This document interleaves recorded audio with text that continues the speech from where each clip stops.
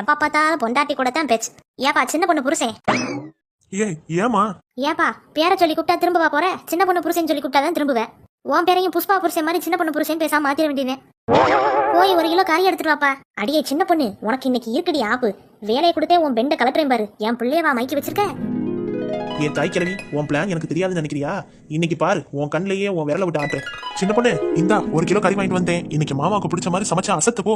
என்னங்க, வாரத்துக்கு 1 நாள் தான் மூக்கு பிடிக்க சாப்பிடணும்னு வீட்டுல லீவ்ல ஆசையா இருக்கீங்க. இது வரைக்கும் கல்யாணம் ஆகி ஒரு 5 வருஷம் இருக்கும்ல, அதுல நான் தாங்க 2-3 தடவை கறி குழம்பு வச்சிருக்கேன். ஆனா சுத்தம் விளங்காது. ஆனா இதுவே அத்தை வச்சாங்கன்னு வைங்களேன், அவங்க கை பக்குவத்துக்கு குழம்பு அமோகமா வருங்க.